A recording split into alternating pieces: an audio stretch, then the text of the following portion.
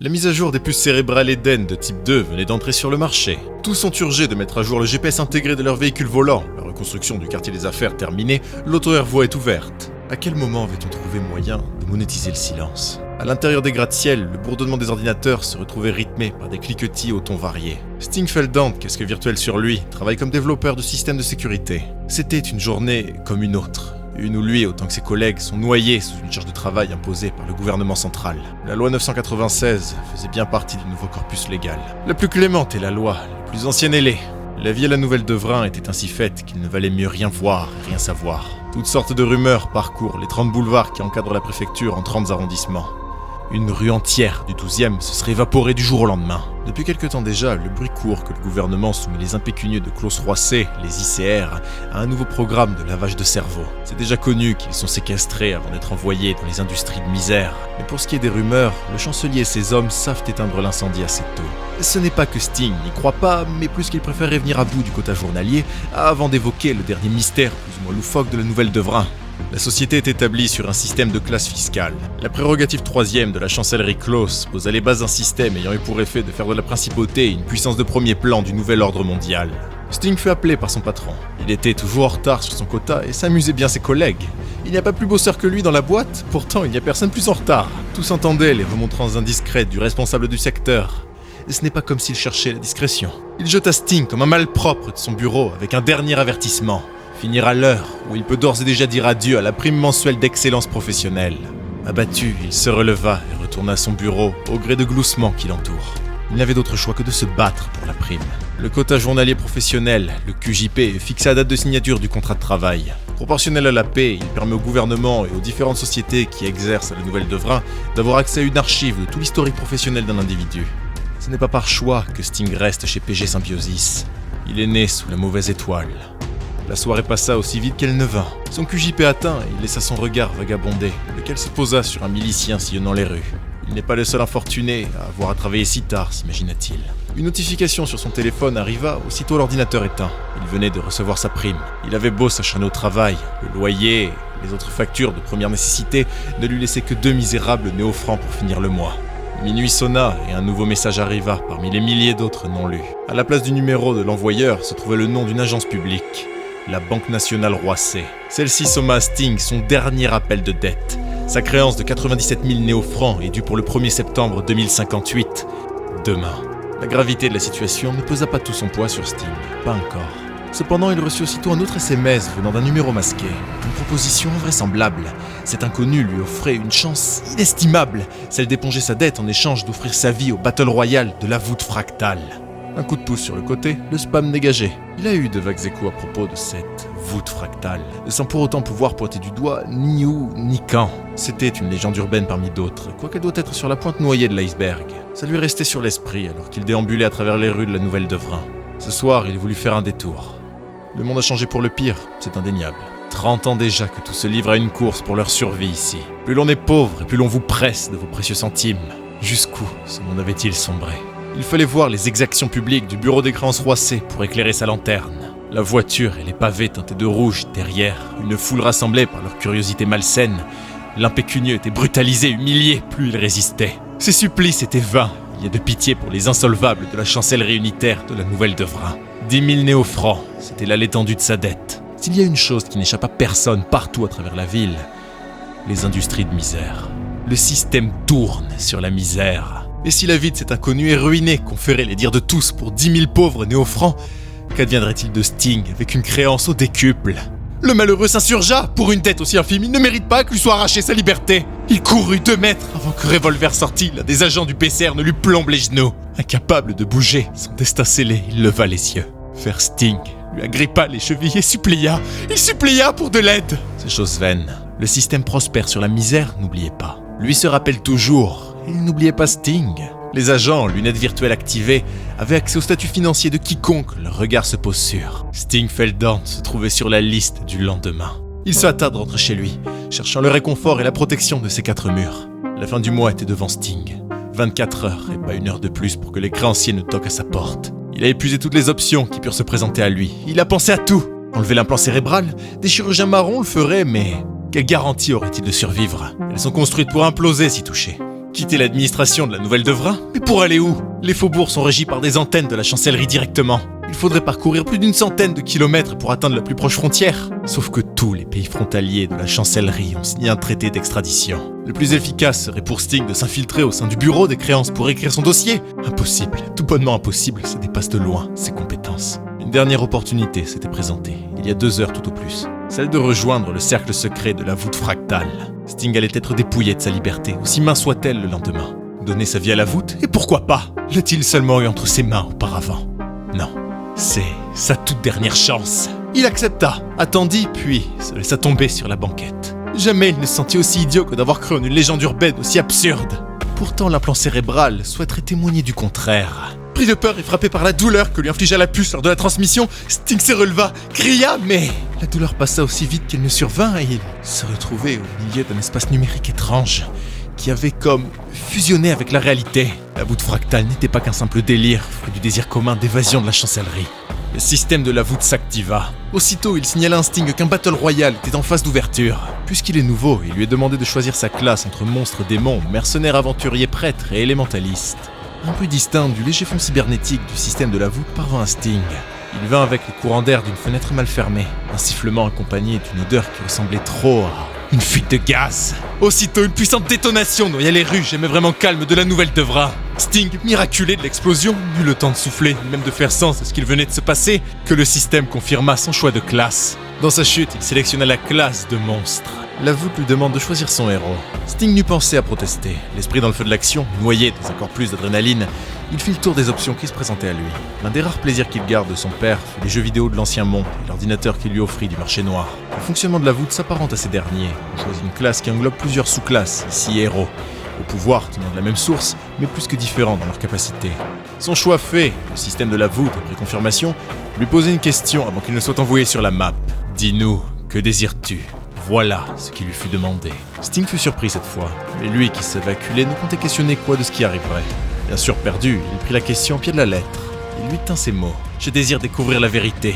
Je veux pouvoir comprendre tout ce qui m'échappe. » Tel fut son souhait. Le système reçut la demande et éveilla en conséquence le talent unique approprié. Une dernière chose, un pseudonyme à choisir avant son entrée. C'est ainsi que Spriggan l'Omniscient avait rejoint le Battle Royal de la voûte fractale. Sa mission? Vaincre tous les autres seigneurs. Non loin, des corps de gobelins se déchiraient avec le fracas des sorts et du fer qui se croisaient. Un mercenaire barbare croyait tenir sa victoire sur un dépeceur de la même classe. Acculé avec seulement quelques pauvres points de vie restants, ce dernier usa de son seul et dernier atout, son racloir denté. Le barbare tanqua de plein fouet l'attaque. Malgré quelques giclées de sang, il se joua de l'offensive du dépeceur. Avançant doucement vers sa proie, il se débarrassait de chacune de ses créatures, de ses troupes. Il a encore une montagne de points de vie. Infiniment trop que ces pathétiques attaques ne pourraient lui arracher. L'épée rouge du barbare trancha chair et os du dépeceur, lequel hurla de douleur. Ses cris se mêlèrent au système qui le rappela. Une fois disparu, un calme plat, sans vent, rien, regagna le terrain d'affrontement de la voûte. Étrange pour le barbare, victoire ne lui avait été confirmée. Il restait un dernier seigneur à faire tomber. Un campeur, s'imaginait-il. Si la voûte fractale récompense le spectacle par des gains de statistiques au fur et à mesure que les kills s'empilent, nombre de classes généralement peu appréciées sont capables d'obtenir victoire en tissant leur toile sur la map en profondeur. Ce n'était pas le cas du fidèle corrompu de Sting. Sauf qu'il n'avait pas pour autant gaspillé son temps. Au contraire, Sting a toujours été froidement pragmatique vis-à-vis de l'inconnu. S'il est honnête avec ses émotions, il n'a jamais trouvé de réconfort dans le déni. Des aveux de ses propres décisions. Son père était pareil. 11 ans qu'il avait disparu. Sting, Spriggan dans la voûte, cerna rapidement de quel type de jeu il s'agissait. Ce n'est pas un simple battle royal, mais un qui reprend les codes des grands MOBA de l'ancien monde, à la façon d'un League ou d'un Dota. Les joueurs ou seigneurs disposent de troupes qu'ils peuvent commander. Ce sont des jeux qui reposent infiniment plus sur les connaissances que le talent mécanique et, s'il a bien compris l'essence du kit de son héros, il vaudrait mieux pour lui rapidement remplir les conditions d'activation de son ultime, la graine de sang, sans quoi il ne va pas aller bien loin. Restait à déterminer comment faire bon usage de son talent unique. Celui-ci, une fois utilisé, scanne la map et permet à Sting d'obtenir des infos sur ce qui l'entoure, troupes, héros. L'idéal serait de l'introduire dans son gameplay d'une façon à ce que personne ne puisse le deviner. La mécanique d'un talent unique construit sur un souhait est géniale. Elle rend le déroulement d'une partie complètement imprévisible et favorise grandement le skill et l'analyse d'un point de vue de la théorie. En d'autres termes, Sting a de quoi atteindre les sommets avec une expérience pratique minimale. Mais pour ça, il lui faudrait bien un strict minimum de base. Ayant utilisé le dit talent, il faisait face à une carte de la map. Et de ce qu'il voit, il ne reste qu'un seigneur encore en lice avec lui. Victoire sera sienne s'il arrive à le vaincre. Ça s'annonçait comme mission impossible, sauf et uniquement sauf si la voûte dispose d'un matchmaking basé sur le niveau des joueurs. Il envoie une partie de ses troupes à la rencontre du dernier seigneur, le reste le suivra. Une erreur commune parmi les débutants sur des jeux avec un système de PVP est de ne se reposer uniquement sur le talent mécanique. Combien de fois as-tu pu monter les classements en ligne de ces jeux en bousillant ces joueurs qui, oui, sur le papier étaient mécaniquement géniaux, et de vrais quiches en théorie de match-up. S'il a une carte à abattre, ce sera en jouant sur son analyse des kits. Le dernier seigneur est un mercenaire barbare, des sacs à PV qui tapent fort, mais qui n'ont pas grand chose à offrir d'un point de vue de la profondeur de gameplay. Ils sont lents et manquent d'effets et de compétences passives. Sting a spécifiquement choisi le fidèle corrompu, puisqu'il est un être malicieux aux attaques sournoises. Il dispose de nombre d'aptitudes d'inspection, cet insecte espion qu'il invoque pour obtenir des informations sur le barbare. Aussitôt, Sting dispose des statistiques de ce dernier et il fut confirmé dans sa théorie. C'est un seigneur de rang 1, comme lui. La voûte propose bel et bien un matchmaking équilibré, cependant, et en comparant avec ses propres statistiques, Sting a le malheur de constater que sa passivité tout au cours de la partie lui coûte grandement. C'est en étant rusé et sournois qu'il gagnera. Affronter un barbare de face est idiot de toute façon, il le sait. Le corps de troupes chargé d'aller à la rencontre du dernier seigneur, respectant les commandes de leur maître, attendirent qu'une opportunité apparaisse pour se jeter sur lui. Alors qu'il fut pris au dépourvu, Sting profita de l'ouverture créée pour lancer une attaque. Le tranchant sournois, qui fait honneur à son nom. Le barbare peut être un monstre de point de vie, cette attaque, malgré des dégâts risibles, inflige le statut saignement. Toutes les 3 secondes, la cible perdra 1 point de vie. L'effet peut se superposer jusqu'à 5 fois. Il suffit pour Sting de dicter le rythme du combat pour s'assurer victoire. Stratégie simple et connue, le barbare comprit immédiatement sur quel terrain son ennemi compte l'emmener. Le grind game du barbare, soit comment il tient des affrontements de longue durée, est catastrophique. S'empile peu à peu sur lui de plus en plus de debuffs qui le condamnent éventuellement à perdre. Il faut pour lui exceller en tout point pour être sûr d'éviter de rentrer dans le plan de jeu de ses adversaires. Sting avait réussi un coup de maître. Toujours occupé par les invocations de ce dernier, fut empilé sur le barbare les 5 stacks de saignement du tranchant sournois. Débarrassé du corps des serviteurs de Sting, c'est fou de rage que le barbare devait désormais se battre contre la montre. Le fidèle corrompu lui faisant directement face sans protection, il le voyait là comme condamné. Un abruti qui croyait pouvoir le crever à coups de saignement, prenant la fuite. Mais Sting était loin, très loin de l'image que se faisait le barbare de ce débutant. Sting sortit son coup ultime, sa graine de sang. Le barbare aussi, avec son esprit combatif en furie. Violemment projeté contre un arbre, Sting était à la merci de son bourreau. Le passif d'activation de l'ulti du barbare le purifie de tous les debuffs appliqués sur lui. Tout ce que Sting avait accompli était à refaire. Pire encore, l'esprit combatif en furie venait accroître les statistiques déjà brutalement hautes du barbare plus encore. Sting était foutu. La victoire appartenait à celui qui empila kill sur kill depuis le début du Battle Royale. Il existe un coût à l'esprit combatif en furie. Le barbare doit renoncer à la moitié de ses points de vie totaux pour l'activer. Qu'importe si la victoire lui est garantie. Sauf si Sting fait exploser la graine de sang, 2 choses lui étaient évidentes. Ce barbare ne prêtait aucune attention à sa gestion de points de vie. Il marcha droit dans la forêt, tête haute, sans la moindre considération de ce que son adversaire pouvait lui préparer. Est-ce que quelqu'un comme lui aurait eu la sagesse de lire attentivement les kits des différents héros que propose la voûte? Saurait-il que la graine de sang est la position d'une marque et non pas une affliction de statut? Son ulti ne l'a pas purifié. Et la graine de sang, si détonnée, tue automatiquement quiconque dispose de moins de 10% de points de vie. Pourquoi Sting resta-t-il face au barbare? Pour lui faire croire qu'il comptait réappliquer le saignement, pour lui rentrer dans l'esprit complètement l'indiquer en erreur. La victoire du seigneur Spriggan était absolue. Nombreux étaient ceux qui, bien loin du terrain, clamaient ces nouveaux joueurs. D'autres, leur mise perdue, actèrent en conséquence. Revenu chez lui aussitôt, l'adrénaline fit monter Sting dans les tours. C'était là sa première victoire. Mais se rappelant de la fuite de gaz de plus tôt, il se rua dehors, cherchant autant à constater les dégâts que de foutre le camp des lieux au cas où ça imploserait de nouveau. Une fois dehors, il fit le tour du côté de la rue, mais rien. C'était insensé. Sting sentit l'odeur de gaz de chauffe, sans parler du bruit, des débris. Pourtant, rien. Personne n'avait été évacué. Personne n'était blessé. Il n'y avait pas la moindre trace de l'explosion. Sting chercha cette odeur. Encore une fois, elle semblait avoir fait partie seulement de cette hallucination. L'implant envoyait une décharge en lui, si forte que Sting s'effondra inconscient sur le froid pavé du 27e arrondissement de la Nouvelle Devrin. Une ombre se posa sur lui, celle d'une domestique.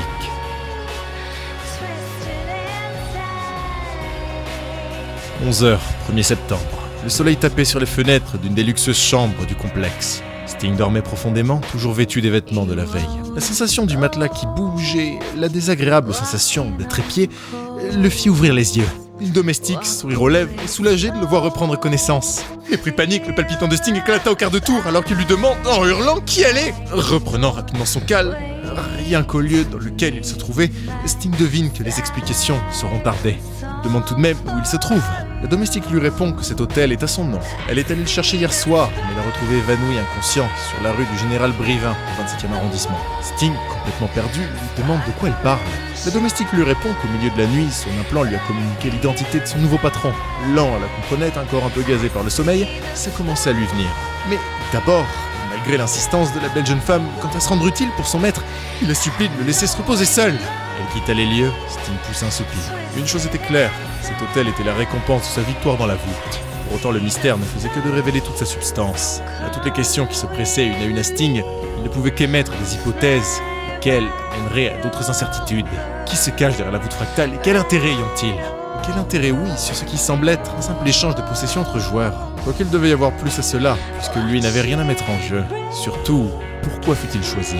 Et une chose qui perturbe Sting plus que le reste, quid de cette hallucination ? Spasme nerveux, en se grattant la tête, il passa sa main sur sa nuque et apparut devant lui une carte virtuelle du 22e arrondissement de la Nouvelle-Devrin. L'hôtel, doré, juste en face. Une fenêtre s'ouvrit devant le bâtiment. L'hôtel des Amériques, dit « The Class », était marqué comme ancienne propriété du seigneur Keral. Plus étrange encore, lui était attribuée une valeur, celle d'un G-Spèce par jour. Keral était le pseudonyme du barbare. Ça allait en revanche être mission impossible que de mettre la main sur lui. Et ça semblait volontaire aux yeux de Sting. Quiconque allait avoir accès aux informations liées à l'Hôtel des Amériques constaterait le changement de propriétaire et, sans doute, qu'il serait au nom de Spriggan. Là où Sting ne trouve d'explication, c'est sur ces G-Spèces. Ce n'est pas une monnaie qui accourt et, sauf erreur de sa part, ça n'a même jamais été une monnaie. Pourtant, à la manière d'un jeu de gestion, après avoir appuyé sur la fenêtre de ces G-Spèces, il pouvait aussi bien les échanger contre de nouveaux héros, mais surtout contre de l'argent réel. Son premier G-Spèce épongea sa dette entièrement, le cours étant d'1 pour 100 000 néo-francs. Aussi, si un hôtel, grand comme celui-ci, est une monnaie d'échange au plus bas de la voûte, alors jusqu'où s'étend-elle exactement ? C'est trop gros pour que le gouvernement n'y soit pas directement impliqué. Mais dans quel but ? Bah, Sting exulta de bonheur, ces questions à plus tard. La dette qu'il hérita de son père disparut, merci la voûte. Son reporté au descendant direct, la dette d'un parent qui échappa aux industries de misère. La misère fit ses adieux à l'impécunier. Sting et son père vécurent une vie de presque opulence. Les temps étaient rudes, et pour eux il réservait un corps de la clémence. Sting ne connut jamais sa mère, et son père n'était pas un grand bavard. Encore un soir de février qui s'annonçait comme la veille et sûrement comme le prochain. Pourtant 9h sonna, et son père n'était toujours pas rentré. Sting avait 15 ans. À 10h, il partit se coucher. Son sommeil était mauvais, très léger, si bien qu'il lui parut entendre la porte s'ouvrir, suivi de pas pressants. Son père le réveilla, il n'était pas délicat. Certainement pas violent, il était agité. Ses paumes étaient moites, mais ses mains étaient glacées. Pourquoi son père rentrait-il si tard de son bureau ? Il travaillait au cabinet immobilier Astrea à 2 pas de chez eux. Il lui dit qu'ils doivent partir ce soir. Il avait réservé une nuit à l'hôtel et avait posé la journée de demain. C'était une surprise. Ils firent assez de route sous une lune basse, traversaient les beaux quartiers jusqu'à atteindre le 16e arrondissement. L'entrée de l'hôtel Saint-Julien, discrètement cachée entre une épicerie et un tabac, ne payait pas de mine. La nuit ne fut pas mauvaise, peut-être était-ce l'insouciance, ou peut-être l'excitation d'une surprise inattendue. Sting avait seulement hâte de passer une journée avec son père. Le lendemain, ils se promenèrent à travers la ville, s'arrêtant à chaque boutique de jeux, occupée de mériter pause boisson. Ils visitèrent quelques lieux historiques, ceux que l'on ne tarit pas des éloges qu'ils mériteraient. La journée fila, la nuit tomba, puis quand enfin le soleil se leva, Sting était seul. L'hôtel Saint-Julien, le linceul de son enfance. Il y a 3 ans, la mairie du 2e arrondissement, où vivaient Sting et son père, acta du décès de ce dernier. C'est la procédure, disait-il. Sting a toujours refusé de déposer une fleur sur la tombe vide de Spriggan Feldant. Abandonné à 15 ans, il fut placé en foyer scolaire jusqu'à majorité. Après 1 an de formalités administratives, il découvrit, à 16 ans, la peine qui lui empoisonnerait la vie. 97 000 néo-francs de dettes héritées de son père. L'article 1 de la loi sur les créances héritées octroie 10 ans aux héritiers pour la rembourser. L'échéance était pour le 1er septembre 2058. Sting devait vérifier une chose. L'hôtel des Amériques est marqué comme propriété de la famille Feldant depuis décembre 2033. Jusqu'au 15 mai 2050, il est au nom de Spriggan Feldant. Coïncidant parfaitement avec son anniversaire, Sting se risque à quelques déductions. Il est possible qu'il faille être majeur pour participer à la voûte, pour éviter toute incohérence comme être cité propriétaire d'un lieu avant même d'être né. Feu le chancelier Amédée Claus arrivé au pouvoir avec la réélection de 2028, il y a 30 ans. difficile pour Sting de s'imaginer que la voûte fractale ait pu être déployée dès 2030, année de la proclamation de la chancellerie unitaire. La réponse viendrait sans doute avec le temps. Sting n'avait probablement la nécessité de retourner à son ancien travail. Il enverra un courriel authentifié avec sa démission plus tard, pensait-il. En revanche, ces changements officiels liés à la voûte l'inquiètent. Déterminé à trouver quoi que ce soit qui ait pu également changer, il se rendit jusqu'à son ancien appartement. Il entendit au pied du bâtiment un raffut pas possible venant du dernier étage, et sans aucun doute possible, non, son instinct lui criait, c'était chez lui. L'on était en train de saisir ses biens. Interpellant le propriétaire du complexe, Frank Darroul, Sting lui demande ce qu'il se passe. Le loyer n'ayant été payé, le précédent toujours dû, le syndicat de copropriété et lui ne perdirent la moindre seconde pour remettre l'appartement en location. Ce monde répulse Sting. Tous s'en plaignent, sans pour autant jamais se montrer trop enthousiaste quand il faut tendre la main pour aider. Sting vira à Frank les 2000 néo-francs de loyer qu'il lui doit, sans se gêner de cracher au visage que, ça y est, il déménage, et qu'il ne pourrait être plus heureux de ne plus le revoir. Les provocations de Sting n'eurent grand effet chez Frank, lequel était plus concerné vis-à-vis de la source de cet argent. Il connaît assez bien son ancien locataire pour le savoir incapable de sortir une telle somme d'un claquement de doigts. Comment avait-il fraudé le système? Voilà ce qu'il lui demanda. Sting n'avait à répondre à Frank. Tant que leurs comptes sont bons amis, l'ancien locataire lui fit ses adieux.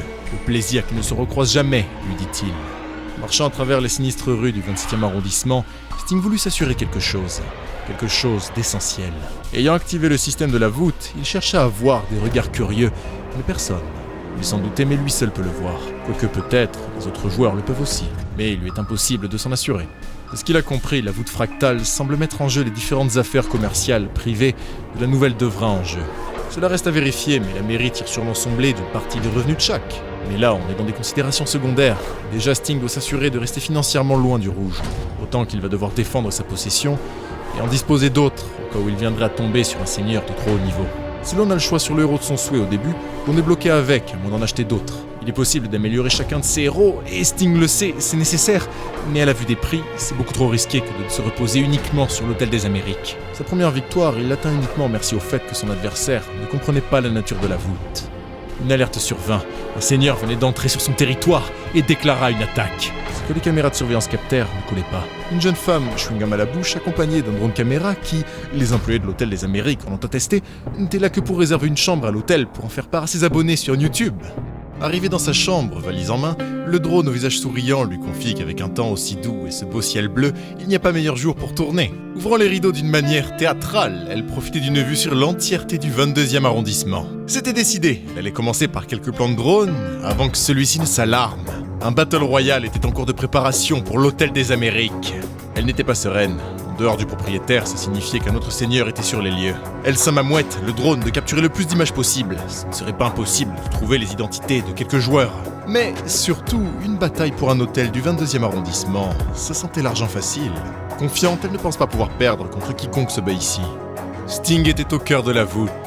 Avant son entrée, celle-ci lui demanda de valider son héros. Chose faite, il lui est demandé de choisir une compétence de support. Probablement que cela se débloquait, c'est le premier Battle Royale, il s'imagine, à la façon d'une courbe d'apprentissage. Il devait faire un choix entre nombre d'entre elles, réparties à travers 5 catégories. Catastrophe, sort, artisanat, programme et diligence. En voilà une mine d'or, ça venait densifier la stratégie de la voûte plus qu'il ne l'aurait cru. Bien sûr, bon nombre des options sont payantes, et son espèce journalier dépensé, il devait se rabattre sur les options gratuites, bien moins bonnes. Sting se tourna sur une double arbalète, petite idée en tête. Le Battle Royale pour la défense de sa première conquête débuta. À peine arrivé sur la map que Sting se retrouva immédiatement entouré de gobelins. Une fenêtre apparut et un dénommé Medmail se présenta comme celui qui dérobera à l'inconnu le nouveau Spriggan, son hôtel. De ces mots, un illustre inconnu n'a rien à faire dans le 22e. Ça pour une surprise, ce type s'était exposé sans crainte, gêne ni honte. Il faut tout pour faire un monde. Et pour une décision d'abruti, ça s'en était une. Sting était déjà au courant de la classe de son adversaire sans que ça ne soit réciproque. Il reste sur ses gardes. La voûte opère en Battle Royale, ce qui peut signifier que d'autres seigneurs ont pu être happés ou même ont pu être notifiés de l'ouverture et seraient présents. Encore une fois, il était infiniment sous-estimé, mais c'est pas si étonnant. Les combats risquent d'être similaires les uns aux autres. Check, entre guillemets, ses adversaires, simplement sur la théorie et commun à bas niveau. Par contre, il ne doit pas uniquement se reposer sur la certitude d'être supérieur. Son niveau de compréhension est forcément bas, voire mauvais. Il est nouveau sur la voûte, pouvoir penser à appréhender la profondeur d'un jeu, quel qu'il soit à ses tout débuts, est un péché d'orgueil. Il y a une chose que Sting nota, ce Medmail savait pour le changement de propriétaire. Les seigneurs à travers le système doivent avoir entendu parler les uns des autres et se connaître de près de nom. Sting entendit rugir le barbare à travers la forêt. C'est un bon abruti. Évidemment, et malgré le fait qu'il le prenne un peu de haut quand même, Sting compte jouer ça intelligemment. Perché sur un arbre, il avait ordonné à quelques-unes de ses troupes de faire une opération kamikaze. À l'arrivée de Maid-Mail, indiscrète au possible, elles se jetèrent sur lui. Périr, sauf qu'ayant infligé quelques minces dégâts, Sting pouvait juger du niveau des barbares. En général, aux soins sur leur kill. Spécificité du barbare, il savait désormais, il est prenable. C'était une certitude pour Sting. Il comptait opérer avec la même stratégie que celle qui lui permit de vaincre Kéral. Le tranchant sournois, ça touche, mais ça fait pas de dégâts alors. Maid-Mail rigole, se fout de sa gueule. Il frappe de toutes ses forces comme un branque. Lance une attaque combinée avec son duo d'épée. Rien n'avait touché. Gêné par la nullité de son adversaire, Sting superposa les saignements, continuant sa stratégie et, à la graine de sang, il finit le travail. Parce que, comme tout barbare, il activait son esprit combatif en furie et il allait perdre. C'était soit ça, soit la mort. C'était pathétique. Je ne sais pas comment sont choisis les joueurs qui sont partis des rejetons aux industries d'univers sans récupérer après avoir été triés sur le volet ou... Non, on va dire aucune idée. Quel potentiel ce Maid-Mail tiendrait-il pour justifier sa place de seigneur? Sauf que la victoire ne venait pas, et Sting en arriva à la conclusion qu'il redoutait. Il y a, quelque part, un troisième seigneur. Les dernières lueurs du soleil éclairaient la map. Il allait en plus falloir combattre de nuit. Voulu? Sans doute. Oui, il allait falloir pour le seigneur Spriggan être parfaitement impérial. Sting avait beau regarder la carte, tracer ses déplacements, il était attentif. Si un autre seigneur l'espionnait, il l'aurait vu. Sauf que ce n'est pas le cas. Donc, soit ce quelqu'un dispose d'un talent unique similaire qui lui donnerait des informations en continu sur le déroulement de la partie, soit cette personne se cache. Pour le coup, il existe assez de héros et de combinaisons possibles pour empêcher totalement Sting d'émettre la moindre hypothèse. Il envoie un insecte espion. Celui-ci sillonna les bois avant qu'il n'en perde la trace. L'archère l'avait abattue. Bien consciente qu'elle révèle sa position, elle ne pouvait laisser l'insecte donner au seigneur adverse les informations qu'il recherche. Puis, le pire dans tout ça pour elle, c'est qu'elle doit se farcir un seigneur de classe monstre. Sauf si elle se trompe, ça doit être infidèle. Ses déductions étaient bonnes, et là, Sting est dans la passe. Son adversaire a pu remarquer l'insecte espion et s'en est débarrassé avant que celui-ci ne le remarque. Ça ne ferme que beaucoup trop peu de héros, surtout avec les compétences de support. Il a beau avoir étudié le jeu avant de quitter l'hôtel, assimiler aussitôt la quantité monstrueuse de data est mission impossible. Surtout quand il s'agit de déduction rapide. Le sifflement d'une flèche lui parvint, merci ses réflexes, il put l'éviter. Mais le silence qui régnait dans les sous-bois avait subitement laissé place à des bruissements de part et d'autre. Une autre flèche fut décochée, direction logique par rapport à la première, il l'évite et tient le seigneur. Il lui hurle de s'arrêter, mais ce n'est que l'une de ses troupes. C'est une salve de flèches qui s'abat sur Sting. Il court, il évite, mais il ne peut pas se permettre de laisser ce combat lui échapper. Il se doutait que la compétence de support pourrait lui être utile. Il avait misé juste. Sting l'avait senti venir, le héros en embuscade. Il avait alors réparti tous ses points de stats, gagnés sur le kill de Maid-Mail et de ses servants, afin d'orienter le kit de son personnage pour justement pouvoir punir ce genre de situation. En face, l'archère a autant envie de lâcher un pâté à la vue du skin de Sting, autant qu'elle sait qu'elle n'affronte pas un peintre. Rien qu'à la façon dont il a orienté son fidèle, ce Spriggan sait ce qu'il fait. À la vue des troupes et du plan de jeu, Sting l'imagine comme étant une artelle des aventuriers, héros archer chimère du bien, avec lequel il est malheureusement incapable de tenir un 1 contre 1. Il jouit d'un excès de confiance. Elle lança sa capacité du tir éclair. Sting la vit et comptait forcer l'échange. Il a grandement surestimé son arme de support. Peut-être l'avait-il localisée, oui, mais la différence de rapidité entre une capacité et une arme courante est monstrueuse. L'artel en profite pour se payer sa tronche, surtout qu'en ayant tout misé sur la distance, il ne peut plus utiliser son héros correctement. Elle tenait cet abruti entre ses mains, d'autant plus qu'elle se réjouit de pouvoir vaincre un monstre. Quel qu'il soit, elle déteste cette classe. Sting n'avait pas abdiqué, elle a fondamentalement raison. Il a complètement sous-estimé ce dont un héros traditionnellement distant est capable. Sa petite stratégie de tranchant sournois est ici impossible à exécuter. Et jouer le grind game sur quelqu'un qui peut kite, c'est-à-dire toucher de plus loin que l'adversaire ne le peut, et donc en gardant ses distances, petit à petit l'amener à 0 point de vie, il va juste se faire ouvrir. Et puis, le déclic. Les insectes espions évitent automatiquement n'importe quelle menace qui s'oppose à eux. Sting en invoqua autant qu'il le pouvait. Il ne pourra réitérer cette strat. À vrai dire, si ça foire, il a perdu.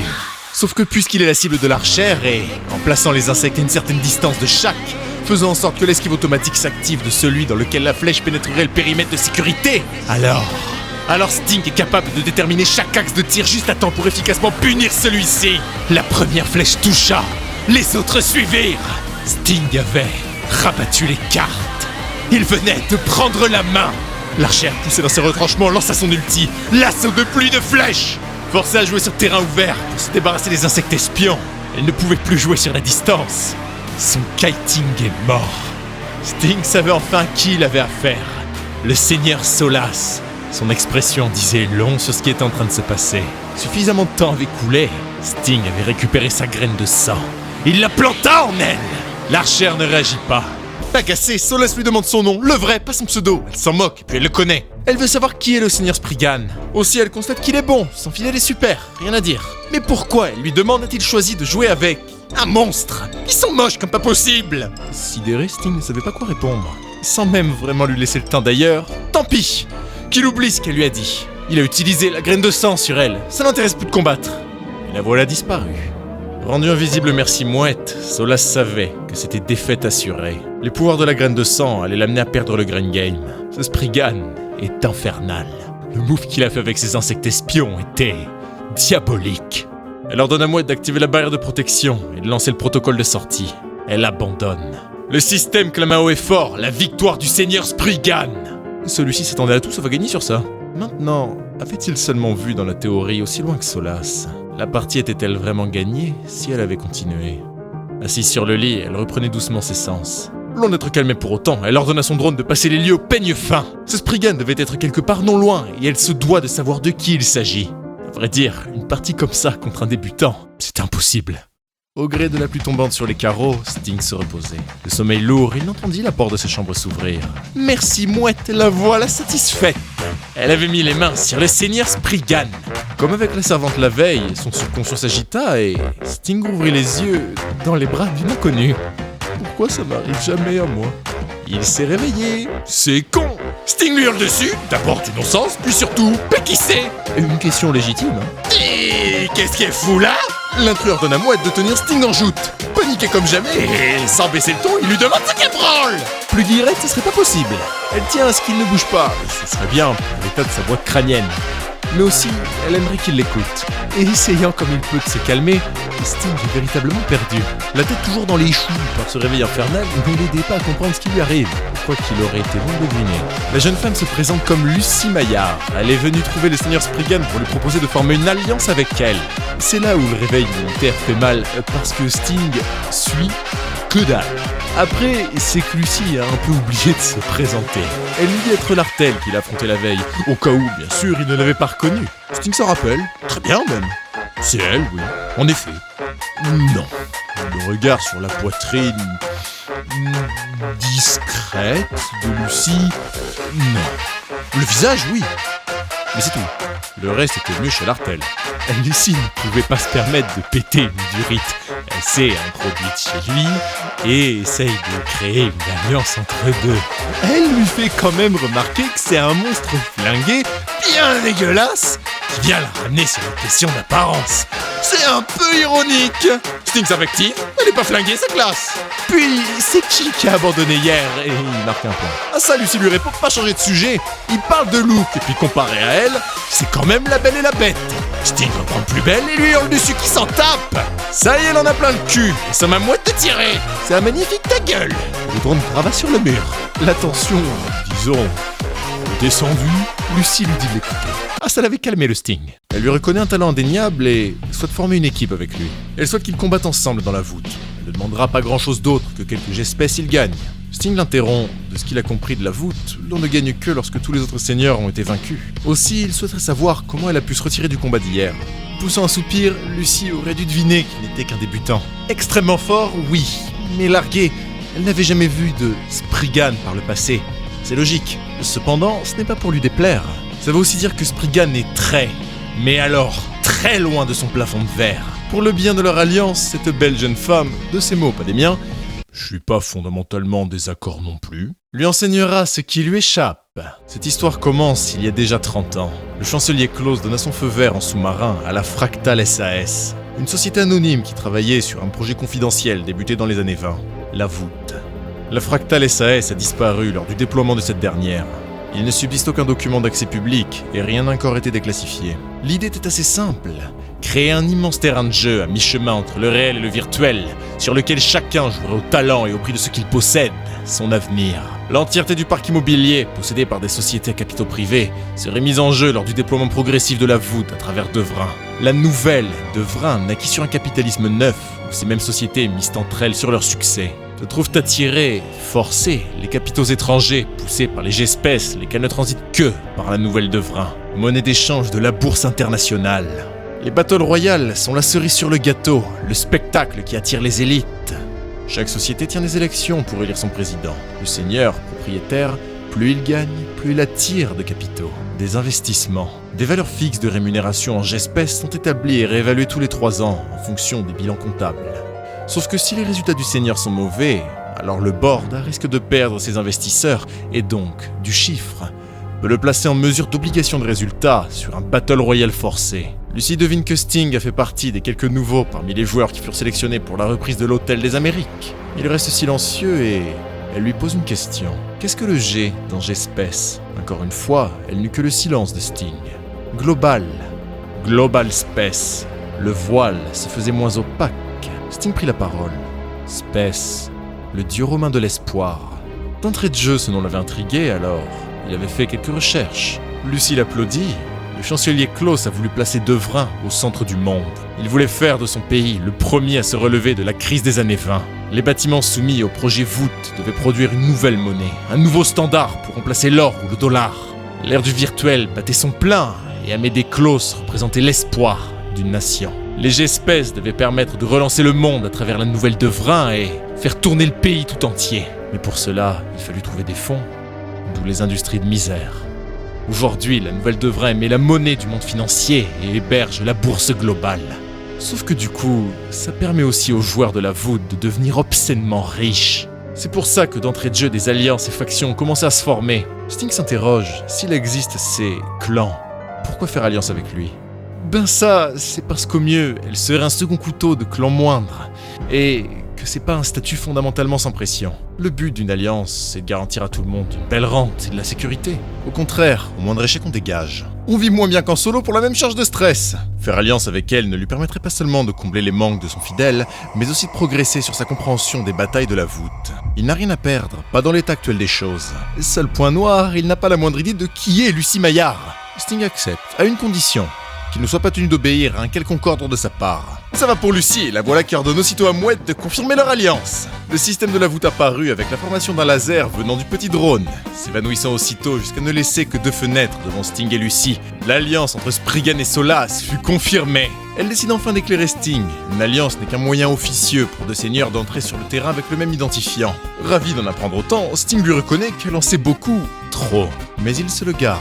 Il lui demande, candide, si elle pourrait lui en apprendre plus. « Bien sûr !» s'extasia-t-elle. Juste pour son information, elle fut connue comme... Son expression changea du tout au tout. Tournant dos à Sting, elle repartit, feintant sa propre personnalité. Leur alliance étant établie, elle s'excuse de l'avoir dérangé en pleine nuit, lui souhaite de bien se reposer et le salue. Avant qu'elle ne referme la porte, Sting l'interpelle. Il veut savoir comment elle a pu le retrouver. Lucy lui confie que c'est son petit secret. Il n'a pas à s'inquiéter, aucun autre seigneur ne le retrouvera. Enfin, ce qu'il doit faire pour l'heure, c'est de progresser, d'améliorer autant son héros que sa maîtrise du combat dans la voûte, et de ne pas oublier de lui donner 1 ou 2 espèces de temps à autre. Enfin, elle le recontactera bientôt. Parce qu'elle va loger dans la suite du 15e étage, alors s'il a besoin d'aide, qu'il n'hésite pas à venir. Sting s'assurera de lui dire quand aura lieu la prochaine bataille, et il la tiendra au courant. À la prochaine, Stingfeldante, dit-elle avant de fermer la porte. Lucy Maillard, Solas. Elle est loin, très loin de lui avoir tout dit. Sur l'histoire de la voûte, Sting la croit. En fait, il n'y a rien qu'elle a dit qui n'aurait d'intérêt à être un mensonge. En revanche, c'est une personnalité beaucoup plus tourmentée que son comportement ne laisse croire. Elle s'est tue quant à son passé, probablement lié à la voûte. Si Sting devait mettre une pièce sur une théorie, là, de suite, quelque chose a dû se produire avec une précédente alliance. Elle s'est montrée insistante tout en s'assurant de ne jamais l'inquiéter sur un quelconque risque. Mais perdre était déjà hors de question pour Sting. Malheureusement, les espèces lui manquent. Les améliorations coûtent cher, surtout s'y ramener au cours du néo-franc. Une chose l'inquiète, risquer que tout ne s'envole en fumée. La voûte demeure encore trop une inconnue pour lui, alors, de sorte à conforter sa place dans le milieu, il lui fallait conquérir plus de sociétés. C'est non loin de l'hôtel que Sting tenait sa prochaine cible. 14h30, bureau de la Stark. Ren Mirao jouissait d'une vue formidable sur le 14e arrondissement. En communication directe par l'oreillette réseau avec l'une des coordinatrices de l'Alliance, sa sœur, cette étendue de béton et d'acier la pèse. Elle avait choisi le terrain pour le prochain Battle Royale de Rennes. Elle remercie placidement, son esprit était ailleurs, et China s'en doutait. Mais il serait sûrement intéressé d'apprendre qu'elle a fait venir quelqu'un spécifiquement pour l'assister. Quelqu'un d'incroyablement fort. Oui, la curiosité de Ren fut piquée. Il n'aime pas être dérangé de son quotidien. C'est un homme méthodique, ordonné, carré. Alors, quand l'accueil le contacte à son bureau pour lui annoncer qu'une femme s'impatiente à l'entrée, prétendant avoir rendez-vous avec lui, forcément, le palpitant s'excite un peu. Le retour du combat arrive, mais la réaction de China le surprend. Son rire était presque cynique. La savoir arriver l'impatientait. Mieux, elle se réjouissait d'ores et déjà du numéro qui allait se dérouler. L'on toqua aux portes, sans même laisser le temps à Ren de l'inviter à entrer qu'elle poussa ces dernières.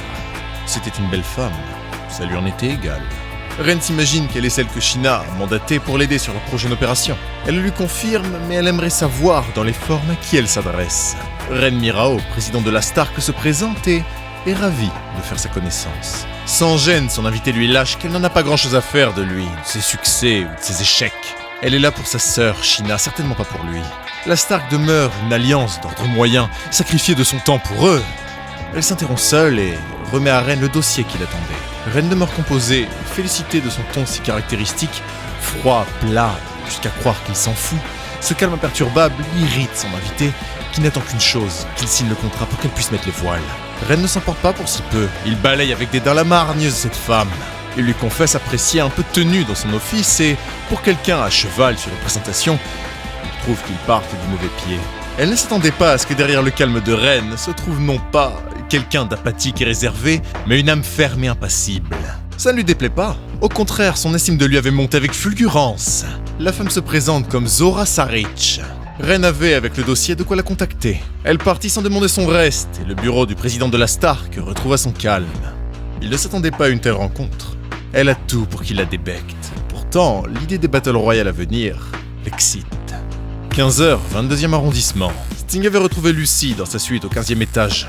Déployant un plan, il avait repéré une halle commerciale dont les rapides échanges de propriétaires suggéraient qu'elle était une société disputée par des seigneurs de faible rang, le commerce étant bien trop faible pour intéresser des gros joueurs. Lucy, enjouée, propose qu'il fonce droit dessus tout de suite. Sting apprécie son enthousiasme, sauf que des recherches qu'il a fait, deux seigneurs semblent être en position dans le secteur. Même si la halle ne les intéresse pas de prime abord, rien ne garantit que si eux déclenchent le Battle Royale, ils n'y prendraient pas part.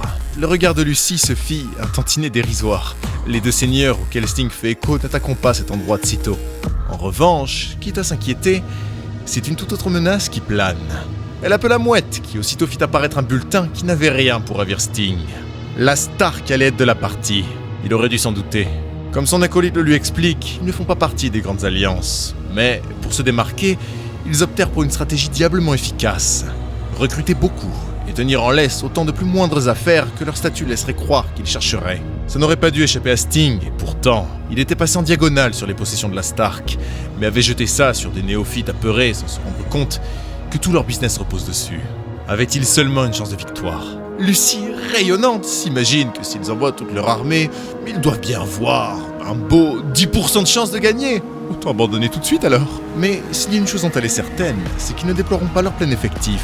Loin de là. Quand bien même, c'est un cauchemar, un vrai poison. La Stark peut à tout moment décider d'attaquer même l'Hôtel des Amériques. Pris par le déni, demande à Lucy si elle est sûre et certaine de ces informations. Bonté divine qu'elle l'a mal pris. Sting la rassure. Il la croit autant qu'une inconnue qui s'est infiltrée dans sa chambre pour lui proposer un plan foireux en pleine nuit. Il ne pourrait pas avoir plus confiance en elle. Et du coup, il apprécierait si elle pouvait lui en dire un peu plus. Lucy n'avait pas chômé, merci à Mouette, elle allait pouvoir éclairer sa lanterne. Oh, que ça allait être barbant à la longue, s'imaginait-il. Moi, je l'aime bien. Enfin, Sting mentirait s'il se plaignait de la présence de Lucy. La guerre était déclarée. 17h, Sting et Lucy venaient d'arriver sur les lieux. Le Battle Royale fut lancé. À l'intérieur du lobby de la voûte, nos deux acolytes faisaient leur choix quant à leurs armes de support, sauf que... c'est qu'ils n'ont pas tout à fait la même approche. Lucy ne changera rien à sa stratégie de la dernière fois. Qu'est-ce qu'il y avait donc de faire briller Sting ? Adepte de la stratégie, ne pouvait se résigner à abandonner ses principes et jouer à deux sans penser à leur synergie de groupe. Mais à quoi bon ? Elle est habituée à jouer son héros ainsi, et elle n'est pas prête de changer, lui dit-elle. Et si son plan de jeu était voué à l'échec? C'est deux visions qui s'affrontent, l'une qui veut exceller avec un plan de jeu établi et être impérial au point de pouvoir faire chavirer un match-up défavorable au talent brut, l'autre qui évite tout mauvais match-up en se préparant parfaitement à la méta. Le premier est si alien pour Sting qu'il ne comprend pas même comment il a pu tenir jusqu'ici. Le plus emmerdant n'empêche, c'est de s'entendre dire qu'il est long toutes les putains de 2 secondes alors qu'il essaye de réfléchir. Il me fit savoir qu'il adorerait pouvoir profiter du bourdonnement incessant de la voûte en fait. Je crois que ça veut dire ta gueule. Finalement, son choix fut fait. Spriggan et Solas pénétrèrent sur la map et, aussitôt fait qu'un seigneur fut détecté non loin, Sting ne comptait pas demeurer aussi passif qu'il a pu l'être lors de ses 2 premières batailles. Cette fois, il compte prendre l'offensive, un kit unique en jeu. Confiant, pas vraiment, mais affreusement boosté par l'adrénaline et le désir de coller une première tôle dans la voûte, ça oui, il l'était. Filant à travers la plaine, le système indiqua la défaite du seigneur propriétaire de la halle. Lucie avait vu juste. Aussi, merci à cette dernière, car autant Sting se doutait que la map serait différente, il n'aurait pu s'y préparer sans elle. C'est après une course effrénée qu'ils arrivèrent aux abords d'une cathédrale.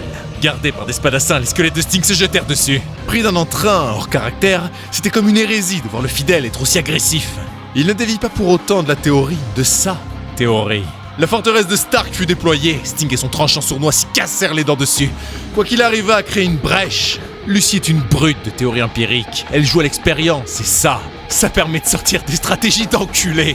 Peut-être la position défensive tint, comme ils perdirent le gros de leurs troupes à la riposte, que Lucie dut éviter comme elle put les flèches ennemies jusqu'à trouver refuge derrière un abri de fortune. Leur plan était parfaitement en marche. Sting ordonna à ses troupes de se séparer et de se cacher. La forteresse de Stark renvoie une partie des dégâts et, par l'ouverture d'un point de rupture non puni, s'engendre une puissante explosion. C'est une formation anti-mêlée infernalement efficace. Les troupes se mirent en rang, ordonnées, calmes et composées. Elles firent place à un général. Classe des guerriers, c'est un héros de pure tactique avec un kit long comme pas possible. Lucie avait mis Sting en garde. Pourquoi alors son excitation? Parce que là où la Stark ne tient ses défenses qu'avec sa légion de seigneurs, ces conquêtes sont toutes le fruit de leur président, un homme inconnu du public. Le général Ratpir. Celui-ci somma aux intrus de se montrer. Ils n'ont pas les ressources pour le vaincre, et jouer la montre avec la voûte ne fera que lui octroyer la victoire. En effet, les parties ne sont pas éternelles, bien que pouvant durer extrêmement longtemps. Le système de la voûte est fait pour octroyer victoire à quiconque marqua le plus de points, soit un vilain calcul savant reposant sur les actions des joueurs. Quoique le général, disposant des troupes les plus puissantes, car lui-même péchant diablement en combat, ne compte pas en arriver là. Ratpir n'a plus perdu depuis 8 ans. Rares sont les généraux qui excellent autant que lui dans leur stratégie à travers toute la nouvelle Devrin. Quoiqu'une chose ramena Sting à la réalité, la force de frappe des troupes de Ratpir. Ceux-ci sont bons tout autant en corps à corps qu'à distance. Pourtant, et même si l'alliance Spriggan-Solas est toute jeune, ils sont loin, très loin d'être impuissants. Le fidèle, loin de son rôle usuel, repartit en mêlée. Se servant de ses squelettes comme de boucliers, Sting était si hors stratégie commune qu'il parvint à prendre les défenses de Ratpir à revers, jusqu'à arriver face à ce dernier, mais... Sting commit une erreur. Quitt, le général, qui le dépasse en stats, jurait lui aussi un vilain kit lui permettant de combattre. Il ne tira pas, au contraire. Ratpir, tenant Spriggan en joute, avait noté la venue de ce nouveau joueur. Quelqu'un qui, des rapports qu'il obtenus, était un dieu vivant de la stratégie. Et qui, fruit du hasard, choisit comme pseudo le prénom du père de son vieil ami. Ça pour des retrouvailles. Ratpir ne s'attendait à revoir Stingfeldant au cœur de la voûte. Le général s'imagine qu'il se rappelle de Reine Mirao. Oui, Sting s'en rappelle. Très bien. Le général était soulagé que son vieil ami se rappelle de lui. Jamais, non jamais, Sting n'aurait imaginé que le Reine Mirao d'il y a 8 ans puisse devenir le président d'une alliance comme la Stark. Ce dernier apprécierait papoter, une presque décennie de choses à raconter autour d'un bon café, mais Sting ne l'écoute pas vraiment. Au contraire, il marmonne à demi-mot que s'il avait su qu'il était le général Ratpir, qu'il tenait à conquérir les Halles, il n'aurait jamais attaqué.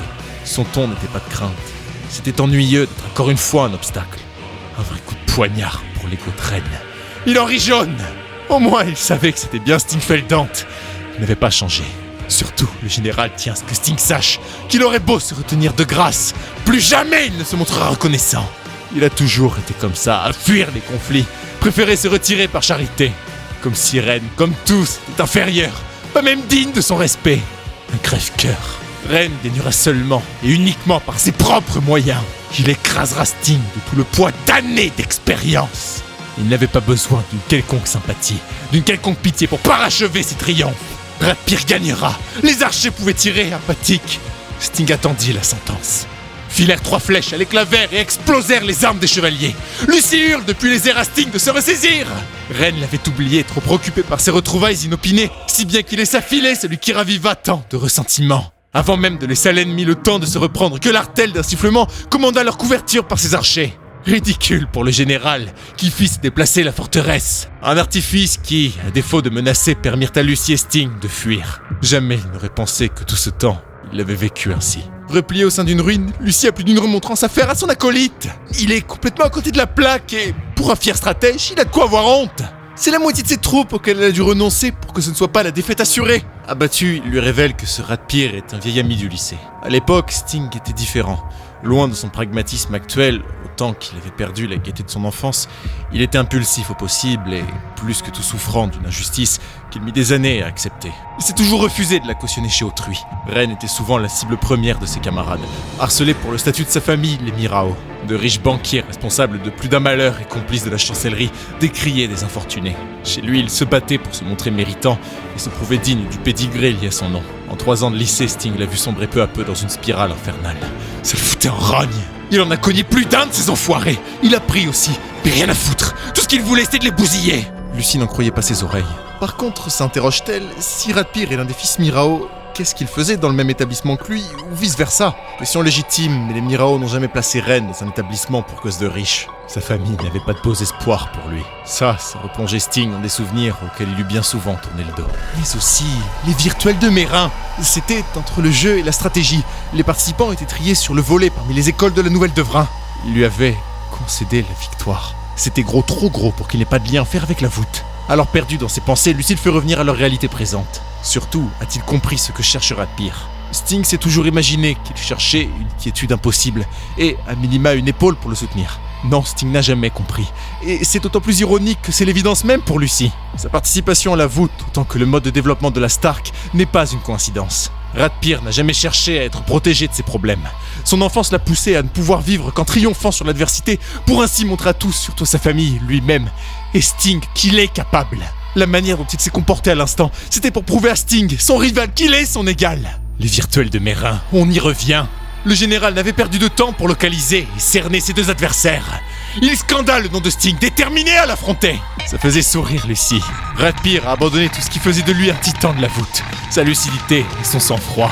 Aveuglé par son désir d'enfin combattre celui qui se déroba de la finale du tournoi, cette fois Sting avait compris. Ren ne souhaite que laver cet infâme arrière-goût qui lui reste depuis ce jour.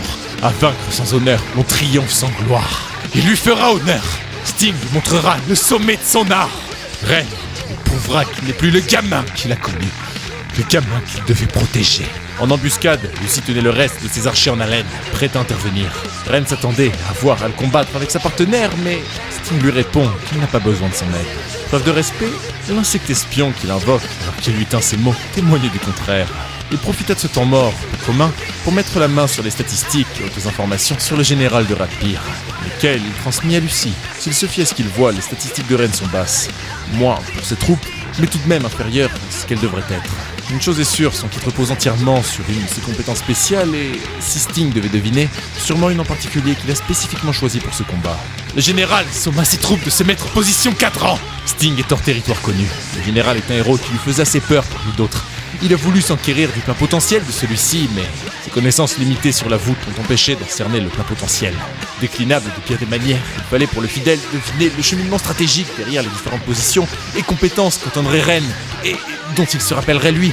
Malheureusement, il se s'est pêché sur son adversaire, infiniment plus à l'aise avec un personnage plus poussé, probablement capable de la presque totalité des stratégies possibles par le général. Sting laissa une ouverture, une querelle punie d'une balle sans hésiter. Les dégâts étaient 300% supérieurs à ce qu'ils auraient été sur un kit de base non orienté. Autant Sting se doutait désormais du plan choisi par Ren. Autant il n'aurait imaginé prendre pareille douille sur ses points de vie, d'autant plus qu'il fut saisi d'un debuff de paralysie temporaire. La victoire devait être assurée pour le général, qui se risqua à s'approcher de son ennemi. Ses dégâts étaient si hauts qu'il ne suffisait que de 3 balles pour abattre Sting. Leur combat était terminé. Il aurait dû l'être, mais par péché de fierté, Ren omit une variable. Quiconque veut gagner n'écoute jamais son adversaire, demeure sur ses gardes et ne risque pas d'être pris par la fourberie d'un homme plus avide de victoire que soi. Autant qu'il ne faudrait jamais laisser un martel vous prendre à revers. Quelques-unes des troupes de Ren tombèrent. Il essaya de se repositionner, mais il était trop tard pour réparer les erreurs de son orgueil. Sting avait senti venir l'embrouille. Et merci le Kid long comme la liste de politiciens qui attendent leur tour pour brûler en enfer. Ça me tenait à cœur. Il avait joué sur une faculté bien oubliée, la résistance aux afflictions de statut. Joué traditionnellement plus passivement, le manque de connaissance de la méta de Sting le faisait sortir stratégie infernale sur stratégie infernale avec son fidèle. Ren cracha sa haine à son vieil ami pour sa fourberie. Sans pouvoir résister, les troupes de Lucie tombèrent comme des feuilles sur les flèches et les balles adverses. N'ayant vu la tarte que prirent les points de vie de Sting, autant dire qu'elle n'était pas trop préparée. Foutue, elle était complètement foutue. Dos au mur, elle hurla à Sting que c'était le moment ou jamais. Le ciel se gorgea de nuages obscurs, d'où émanait un profond grondement. La foudre s'abattit sur les troupes du général. C'était le counter-pick par excellence. À être prévisible sur l'héros que l'on choisit, l'on s'expose. Surtout si la partie traîne en longueur. Ren n'avait vraisemblablement commis qu'une seule erreur, ne pas avoir fini la partie quand il en eut l'opportunité. Se retournant, il vit Sting flottant dans les airs, le livre de la foudre en main. Celui-ci hurle à Lucie de mettre les voiles. Mouette s'affaira sans qu'elle ne profite pas du moment pour grimacer à rat de pire. Ce dernier ne s'y attarda pas. Plutôt comment ? Enfin, pourquoi Sting jouait son fidèle comme il le faisait ? Il ne s'est jamais tenu aux codes établis par d'autres, pas sans qu'il les ait réfléchis lui-même. Les virtuels de Merin firent en 2050 la naissance d'un monstre. Sélection surprise, Sting Feldon sortit des poules invaincus, écrasant tous les records précédemment établis. Dès l'écart, le résultat était couru d'avance. La finale célébra le parcours de 2 chevaux noirs, des underdogs que personne n'attendait. Sting retrouva Ren, lequel s'était hissé dans la difficulté si haut, mais avec mérite. Pourtant, comme tous, les jurés et la foule le criaient. Il allait devoir plier. Personne ne devait pouvoir arrêter Sting, mis à part un individu. Sting n'avait rien à gagner. Il refusa de jouer la finale comme les tours précédents. Il offrit la victoire sur un plateau d'argent à Ren et ce présent changea la vie de ce dernier. Pour le meilleur. Sauf qu'il vécut tout ce temps comme un imposteur. Malgré autant de ces années qui passèrent, empilant performance sur performance dans la voûte, recueillant les félicitations de ses pères, de ses aïeux, il n'atteint jamais le niveau qu'exprima Sting aux Lumières. Le fidèle est à la croisée des chemins entre un assassin, un empoisonneur et un espion. Mais jamais Ren n'aurait imaginé le voir jouer en magie de formation lente. Le genou tombé à terre. Son vieux camarade, pourtant, n'a jamais eu tendance à suivre les règles. Il aurait dû s'en douter. Mais qu'est-ce que ça aurait changé ? Pour une stratégie aussi obscure soit-elle, qu'il aurait deviné possible que Sting la jouasse. Celui-ci en aurait cherché 10 autres, du fond des abysses, aussi efficaces, aussi perverses. Cette partie, c'est ce qu'avait cherché Ren pendant près de 10 ans. C'est tant de ces bons souvenirs passés ensemble qui perdirent leur aigreur. Au crépuscule, une dernière danse, à laquelle Rancœur s'était évanoui. Par son ulti, Ren retrouva de ses troupes. Son grand ami saura-t-il s'en défaire ? Celui-ci lui assure que victoire est sienne. Ren n'en attendait pas moins, simplement que Sting l'éblouisse de son génie. 8 ans que le fer attendit de mugir. 8 ans que le génie de Sting avait ébloui le monde. 8 ans pour que le monstre des virtuels ne retrouve les lumières. 8 longues années pendant lesquelles Ren ne connut la défaite. 8 ans qu'il n'eut plus perdu. Depuis cette finale dont il s'est refusé la victoire, le général perdit trop de ses passifs avec ses troupes. Il fallait tuer sur cette balle, la seule et dernière. Spriggan planta la graine de sang. C'était 3 coups pour l'abattre. Les feuilles voletaient au milieu du silence que le vent embellit. Ren félicite Sting. Il n'est pas surpris du résultat. Le joueur qui éclaboussa la nouvelle devrin de son talent il y a 8 ans. Ces joueurs étaient de retour. Amer, Ren se doutait qu'il ne serait capable de lui prendre la victoire. L'explosion de la graine de sang lui garantissait défaite. Mais que lui arrivera-t-il s'il perd son territoire ? Sting appréhende ce qui risque d'arriver à son vieil ami, lequel est frappé par la question. Ça le faisait presque rire de savoir qu'il fut vaincu par quelqu'un qui ne sait encore que si peu sur la voûte. Pas d'inquiétude, il lui assure qu'il ne lui arrivera rien. Il pouvait savourer son triomphe, mérité. La Stark, pour la première fois en presque 10 ans, échoua. Ren était heureux. Il retrouva son meilleur ami sous ses plus belles couleurs. Le système de la voûte confirma la victoire du fidèle Spriggan. Les haltes de Jonker lui reviennent de droit. Au domaine Mirao, Ren devait faire front à la honte. Droit, malgré l'échec, il affrontait le regard lourd de son père, Gran Mirao, puis celui de ses 3 sœurs, Shina, Messa et Linui, au semblant ironique, mis à part la dernière, partageant celui de son père. Linui éclata, blâmant sur Ren la honte que leur famille doit désormais porter sur leurs épaules. La Stark était filiale du groupe Mirao. Ren n'avait aucune excuse à leur fournir, ne comptait en trouver. La foudre de Linui tonnait au cœur du cabinet paternel, offusquée par la fierté de son jeune frère. Elle lui somme de s'agenouiller. Shina, loin de perdre sa bonne humeur, apprécierait tout de même que sa sœur considère leur frère avec un tant soit peu plus de respect. 8 années de succès valent bien un échec, d'autant qu'il devait avoir ses raisons. Ren s'y plia tout de même. Il accepta la responsabilité de cet échec, autant que les conséquences qui en découleront. Ayant contenu sa colère jusqu'à entendre de son fils l'admission de son échec, le paternel ordonna à Linui de poursuivre avec le calvaire réservé aux Mirao, faisant honte à leur nom. Zora intervint, contestant la défaite de Ren, présentée comme disgrâce sur le nom des Mirao. Ren fut devancé dans la capture des Halles Jonqueur par 2 seigneurs alliés. Il fut capable de vaincre le maître initial des lieux, sauf qu'en face, Ren tomba sur un revenant. Le seigneur Solas était de retour. Linui ne parvenait pas à y croire. 1 an qu'elle avait disparu des radars. Sauf que le plus inquiétant est plutôt avec qui elle s'est associée. Un nouveau dans la voûte, un dénommé Spriggan. C'est lui qui vaincut Ren. Il demeura en contrôle de la partie du début à la fin, un quasi sans faute. Pour son 3e Battle Royale. Un silence de plomb pesa dans le cabinet. Le niveau affiché par Spriggan inquiétait déjà certains grands noms du milieu, autant qu'il suscitait intérêt. Shina, enthousiaste comme jamais, se charge du dossier. Gran, homme d'affaires froid et impitoyable, sut rester raisonné malgré la déroute de la Stark. Il leva la sanction sur Ren. Tout de même, les opérations de la Stark furent suspendues, cantonnées à la défense de ses possessions, tant que l'alliance Spriggan-Solas demeure une inconnue. L'audience levée, Ren partit. Zora à son tour prit congé, bien enjoué de voir la voûte commencer à trembler des mains de ce Spriggan. Sur le parvis du manoir, Ren remercie Zora d'avoir pris sa défense. Celle-ci lui répond qu'elle ne tenait pas à ce que l'image du général Radpir soit injustement ternie pour avoir perdu contre plus fort. Ça faisait un poil mal à l'ego de Ren, mais avait-elle seulement tort? Il lui propose de la ramener, malheureusement elle déclina. Ce n'est pas l'envie d'un date avec Ren qui lui manque, mais elle est happée par les occupations. Gêné, il se défend de ses intuitions, ce qui amuse bien Zora. Ils auront l'occasion de se retrouver, lui dit-elle. Elle fila sur sa moto quand, presque au même moment, l'affreuse limousine à la peinture dorée, bien trop criarde, du vice-président du consortium Pierre Noire, Mélivar Bédouin, se présenta. Pierre Noire, c'est l'un des poisons de la Nouvelle Devrin. Du monde. Un des quelques groupes d'investissement qui tiennent le globe dans leur paume. Travaillant directement avec la chancellerie, il faut pour chacun faire bonne figure, s'assurer d'être dans leurs petits papiers. Shina chercha Ren du regard, son sourire aimant étant peut-être la seule once de sincérité dans cette maudite maison. Au moins, il n'était pas seul. L'amour de sa sœur, il le lui rend. Quoiqu'il ne comptait perdre plus de temps au domaine familial, peut-être que la Stark est en stand-by. Lui a affaire. Sting se retrouvait à argumenter avec Lucy, et ce, malgré la victoire. Il ne parvenait pas à comprendre où, dans « Cache-toi », elle avait compris « Déconnecte-toi de la voûte ». Celle-ci ne voyait pas le problème, rester en vie lui plaisait un petit peu plus que mourir.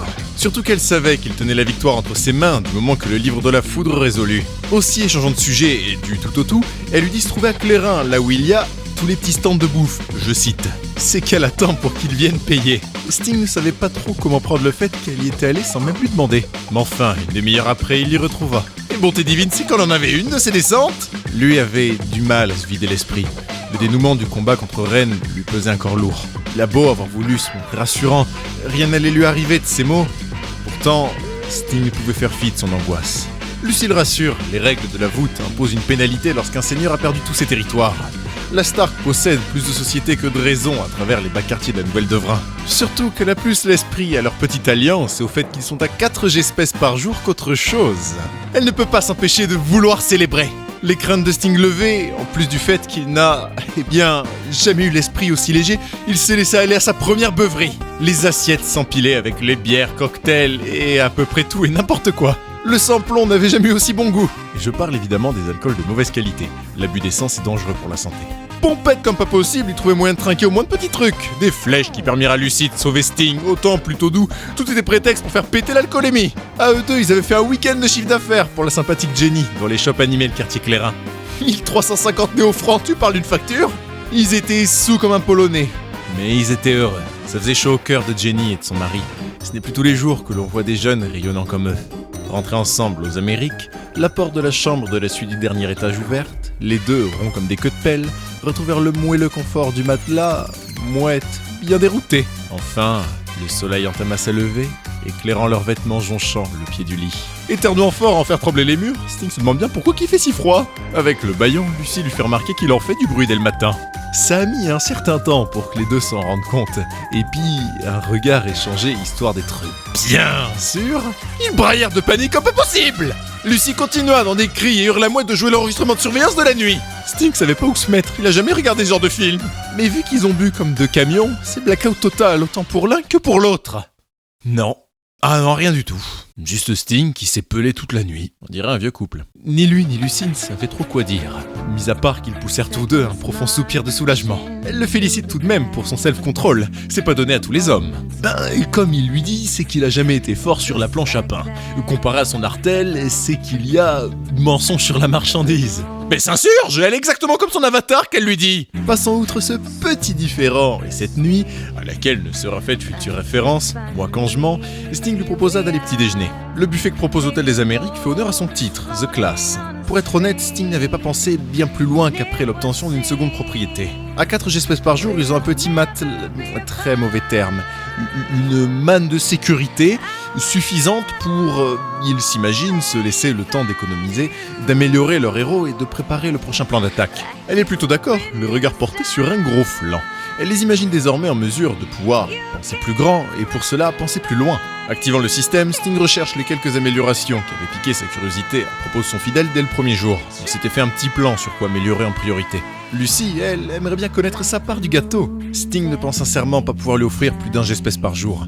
Pas dans les conditions présentes, vis-à-vis du retard qu'il a sur les gros joueurs du moins. D'autant plus s'ils sont leur prochaine cible. Ça pour un radin, Lucy s'imaginait qu'en bon gentleman, il aurait proposé un 50-50. Mais c'est pas que Sting ne veut pas, mais il compte autant se garder un matelas... Non, faut vraiment arrêter avec les mots qui fâchent. Une manne toujours, pour si quelque chose arrive à leur territoire et qu'ils doivent partir en reconquérir d'autres d'urgence. Il sera forcé d'investir gros sur son héros si ça arrive. D'autant plus que les territoires sont à son nom, c'est lui qui s'expose et pas elle s'ils les perdent. Il ne s'en était pas encore rendu compte de ça et de ses implications, mais il se le garde pour lui. En tout cas, il tient à lui donner sa parole. Dès que leur sécurité sera parfaitement assurée, et donc qu'il sera au niveau, ça sera 50-50. Aussi, il tenait à la remercier pour son aide lors du combat contre Radpyr. Sans elle, il aurait perdu. Comme hier, il espère pouvoir continuer de compter sur elle, à ses côtés. Radieuse, Lucy lui assure qu'il n'a pas de souci à se faire. Jusqu'au bout, elle restera à ses côtés. La nuit tombait tôt dans les faubourgs nord de la Nouvelle-Devrain. Le smog empestant l'air. L'enfer des industries de misère tuait les impécunieux à petit feu. Ils se battaient pour que leurs dettes soient levées sans jamais se coucher le cœur espérant retrouver les froids pavés rarement éclairés d'une ville qui les a abandonnés. Quand l'un s'effondre, il y en a autant pour le remplacer. Les voix muettes laissent les machines et les menaces des contremaîtres oppresser le lieu. Un épuisé, incapable de travailler, c'est une dette jamais remboursée. Ces hommes et ces femmes perdent leur dernier droit, celui à la vie. Mais les finances s'en sortent, personne ne s'inquiète pour la Nouvelle-Devrain. Les industries de misère tournent depuis 30 ans. Et rien n'arrête la marche du progrès.